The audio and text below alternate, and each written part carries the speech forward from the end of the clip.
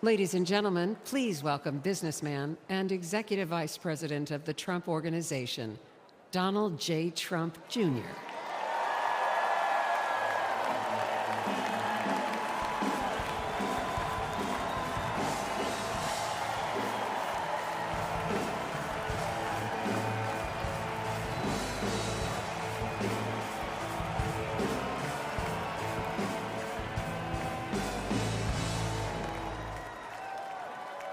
Good evening, America.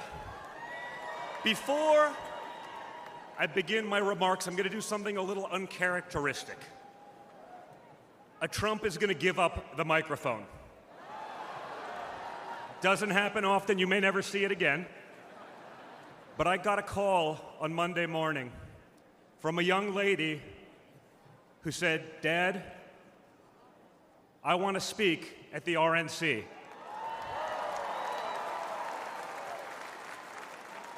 I want to speak at the RNC because I want America to know what my grandpa is actually like.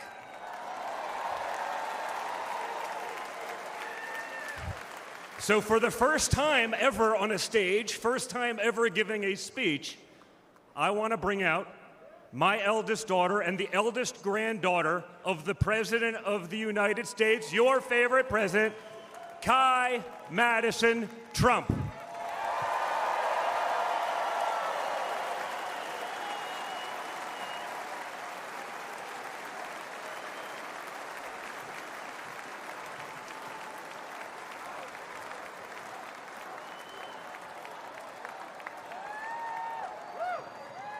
Hi, everyone. My name is Madison Trump. I am the granddaughter of Donald Trump. I'm speaking today to share the side of my grandpa that people don't often see. To me, he's just a normal grandpa. He gives us candy and soda when our parents aren't looking. He always wants to know how we're doing in school. When I made the high honor roll, he printed it out to show his friends how proud he was of me. I know. He calls me during the middle of the school day to ask how my golf game is going and tells me all about his. But then I have to remind him that I'm in school and I'll have to call him back later. When we play golf together, if I'm not on his team, he'll try to get inside of my head. I know. And he's always surprised that I don't let him get to me. But I have to remind him, I'm a Trump too.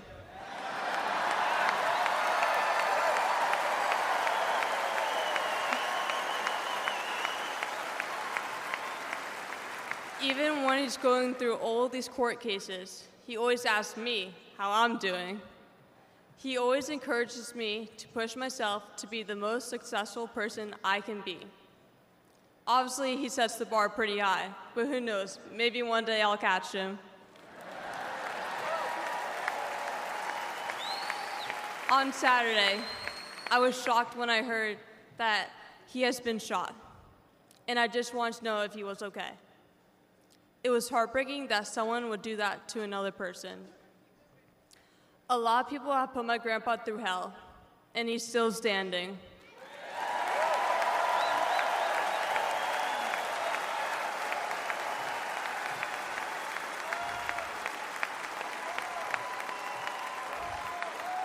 Grandpa, you are such an inspiration, and I love you.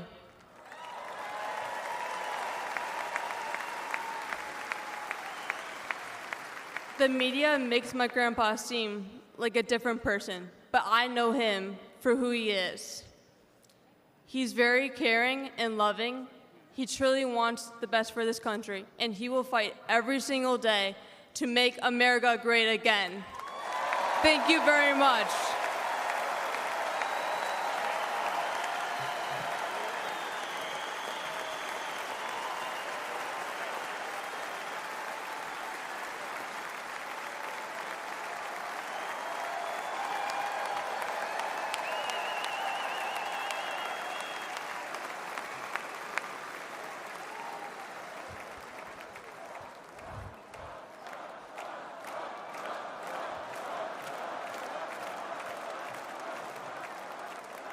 A lot of proud moments this week from my family.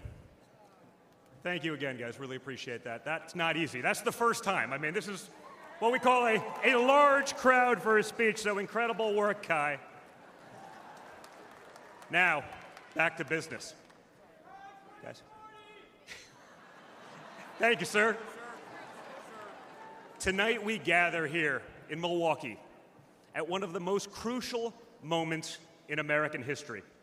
Just days ago, something that once seemed unimaginable became a terrifying reality. My father came under literal fire as an incredible patriotic rally turned into a tragedy. On a field in Butler, Pennsylvania, a brave firefighter died. Others were injured, and as those bullets rained down, we came millimeters away from one of the darkest moments in our nation's history. But we did lose an American hero that day. We wish that he were with us tonight. But his memory will live on forever in the hearts of his family, his community, and the nation that he loved.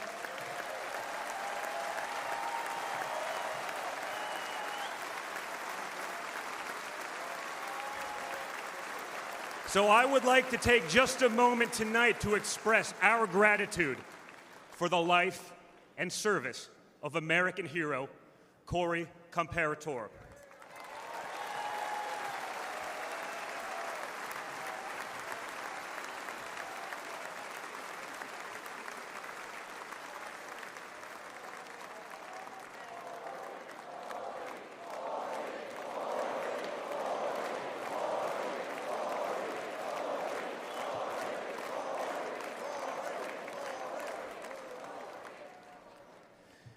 They say you can't truly know how you'll respond in a moment of danger until you're actually confronted with it. So what was my father's instinct as his life was on the line? Not to cower, not to surrender, but to show for all the world to see that the next American president has the heart of a lion.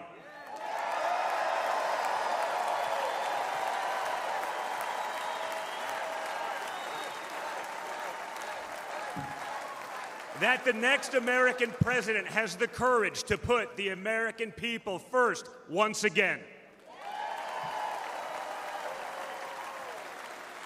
And in that moment, my father didn't just show his character, he showed America's character.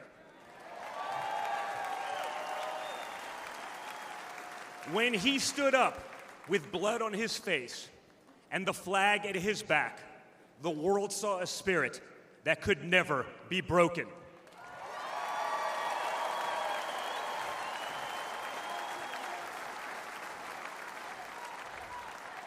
And that is the true spirit of America. America knows what it's like to be down. We know what it's like to be confused and to be afraid. Long before the attempt on my father's life, every American I met was filled with fear and anxiety. They were afraid our country was being torn apart. They were anxious about the massive and chaotic invasion of illegal aliens across our border. They were deeply concerned about partisan lawfare, education indoctrination, and attacks on freedom of speech. Most terrifying of all, they saw that our leaders didn't care, or worse, that they joyfully aided and abetted the erosion of our rights. And the lies. Oh yeah, the lies. We won't ever forget the lies. From left-wing politicians, from their allies in the media, when you hear them in a row, you fully understand the extent they have gone to divide this great nation. They lied about Russia collusion. They lied about Hunter's laptop. They lied about Joe Biden's fitness for office. They lied about the border being secure. They lied about inflation being transitory. They lied about how they would safely withdraw from Afghanistan. They lied about Biden being a, quote, moderate. And they told one nonstop lie after another about my father. But they could only run away from reality for so long. All hell has broken loose in America, and it's impossible to hide anymore.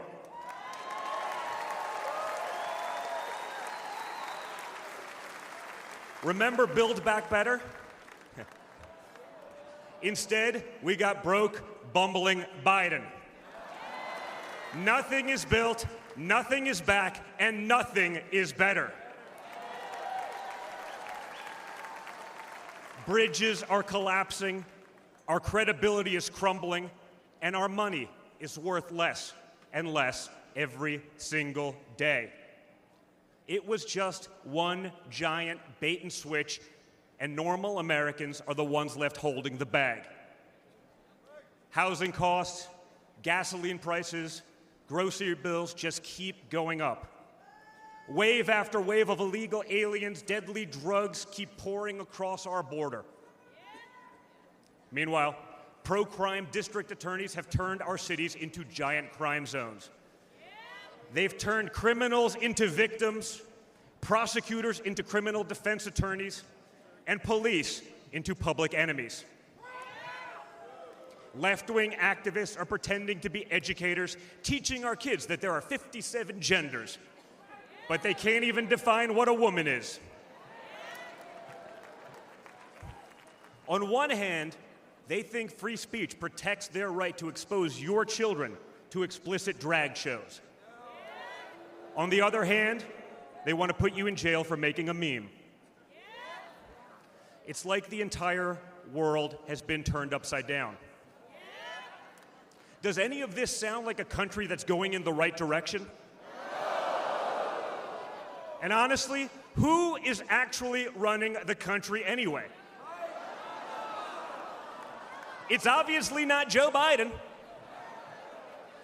So who are they asking us to elect? Seriously, who's running things? Does anyone really know? Is it Jill? Is it Hunter? Barack Obama? Maybe it's the ghost of Corn Pop.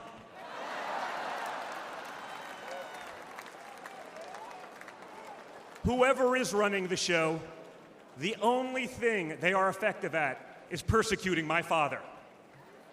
They twisted, contorted, and corrupted the criminal code to turn bookkeeping errors into felonies. They concocted new legal theories out of thin air. They imposed gag orders on my father because the last thing a defendant should be able to do is defend himself, right? They punished him for merely speaking the truth. They say they hate Vladimir Putin, but it sure seems like they've spent a lot of time copying his playbook.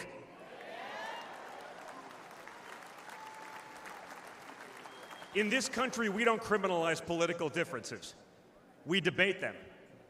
We vote on them. But we don't make you choose between picking a party or picking a jail cell.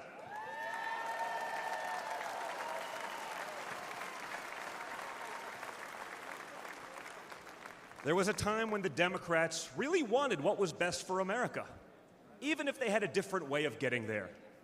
It was the party of Franklin Roosevelt, John F. Kennedy, Martin Luther King Jr. You may have disagreed with that party, but at least you could respect it.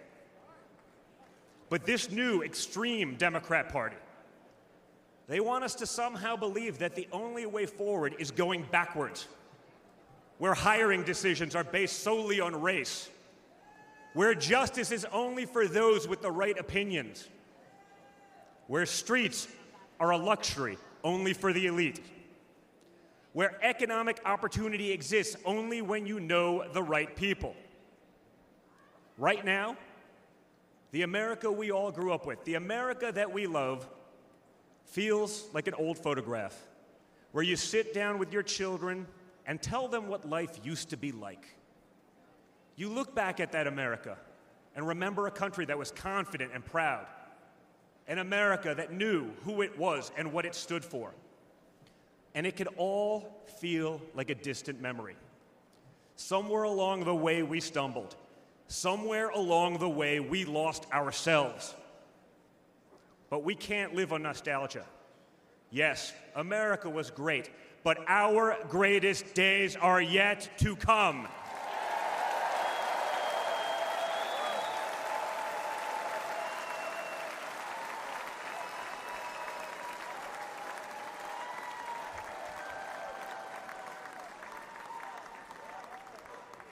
Because no matter how far off that old photo may feel, it's not the end of our story. We're like that man who stood on that platform and felt the bullet pierce his flesh just days ago in Pennsylvania. He may have moved to the ground, but he stood back up.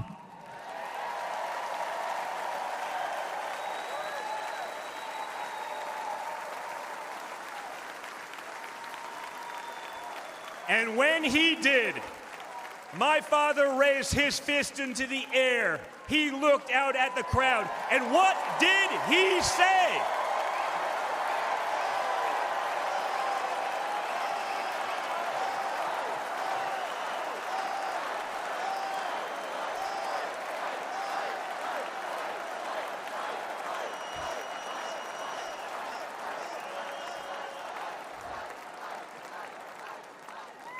And we will fight. We will fight. We will fight with our voices. We will fight with our ideas. And on November 5th, we will fight with our vote.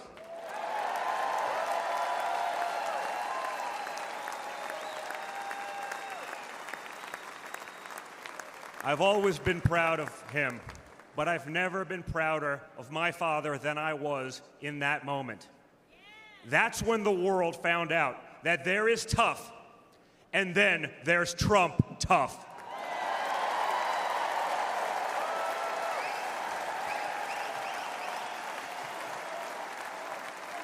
And the good news is, America is Trump tough.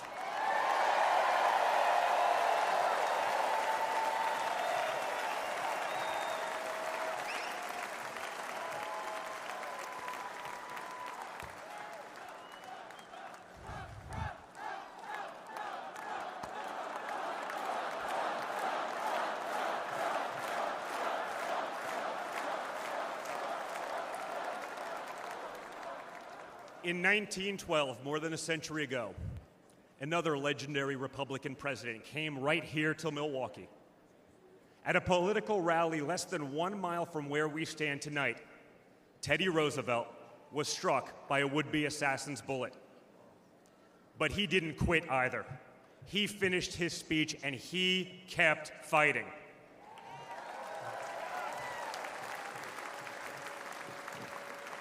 My friends, I don't believe in coincidences, but I do believe in God's plan.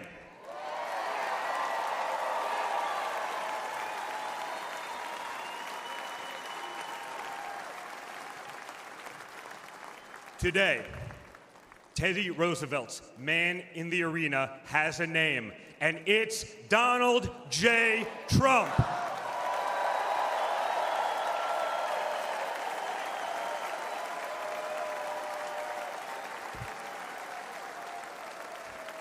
Remember, my father didn't have to run for re-election this year.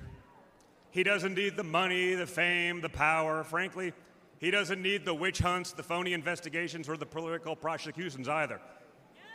But he knew he had to run if there was any chance at saving America.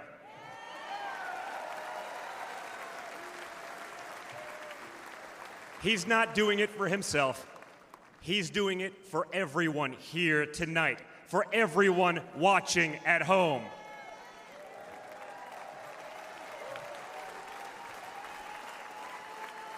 No matter who you are, you can be a part of this movement to make America great again. Look at me and my friend J.D. Vance, a kid from Appalachia and a kid from Trump Tower in Manhattan. We grew up worlds apart, yet now we're both fighting side by side to save the country we love.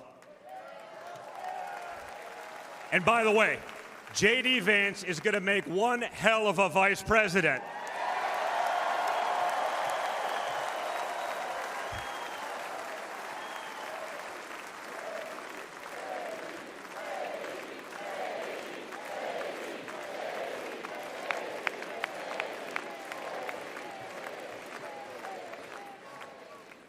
For those of you who have tuned out politics or have never even voted, I want you to know, if you're looking for a better life, a more prosperous future, a safer, more wholesome and patriotic place to call home, there's room for you in this party and in this movement.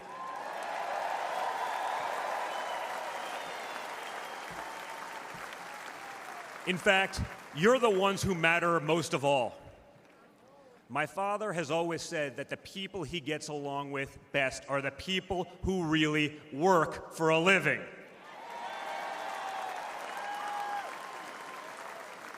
It's because of his background as a builder in construction, right? In construction, it doesn't matter how smart your architect is if you don't have the best guys laying the bricks. People with grit, people who get their hands dirty. That's a big problem with Washington, D.C. Most of the bureaucrats who rule over us have never built anything in their lives. It's time to build something real, something tangible, something that will last and leave this country better off for our children. That's my father's mission.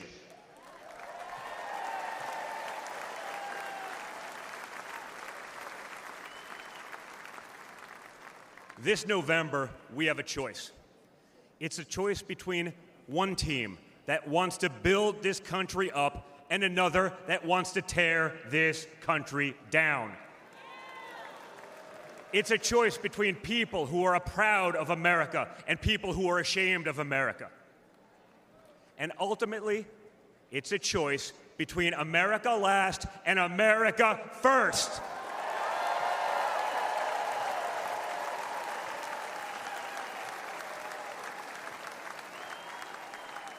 So if you love this country from the bottom of your heart, if you want to bring back common sense, if you want to save the American dream, if you want to stand up and fight for the future of our nation, you must re-elect my father, Donald J. Trump.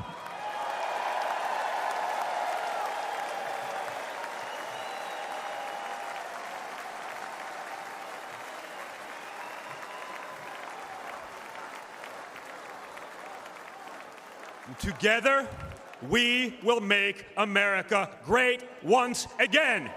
Thank you.